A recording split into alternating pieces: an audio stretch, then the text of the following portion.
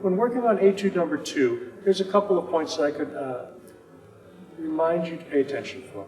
First of all, make sure you're writing the counting right off the bat. This is one that sounds a lot different than it looks. It looks quite hectic with the way that the rhythms are written out, with dotted 16ths, with 30-second notes. So I just like to go by the mantra of if you can't say it in time, you're going to struggle to be able to play it in time. So for example, with the beginning, 2, 3, 4, 1 to 2, 3 and 4, 1 and 2 and 3 and 4.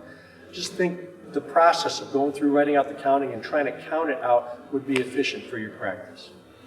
Second tip is make sure that cross fingerings are important. When I say cross fingerings, I'm talking about that technique of going right and left to right with the pinky keys, making sure that you are very familiar with your D flat major scale fingerings or your B flat minor. That would also include the 2 side key fingering and the 4th fingering for those respective G flat notes. And this comes into play especially in measure 6 when you have to go. Getting the correct pinky keys will make that passage a lot easier for you.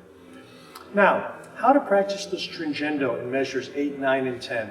I would recommend that you take it, first of all, at a steady 8th note speed. So for example, here I have my metronome set at 72.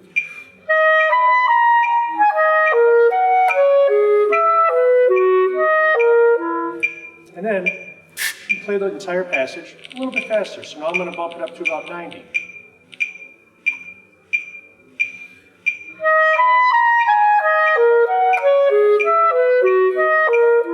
And then go a little bit faster from there. So now I'm going to have it up to about 110. 1 and 2.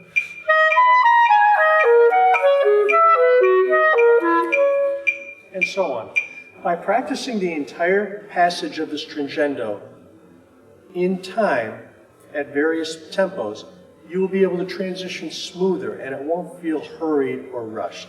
So that's a suggestion for practicing the stringendo. Now, the trills in measure 11, let me take a look here. Measure 11, it's going to be an F to a G flat, so the 2 side key fingering will definitely help you there. And then that last trill in measure 14, make sure it's an A natural to a B flat. Hopefully those tips will be helpful for you as you're preparing for Etude number 2, and best of luck with your practice.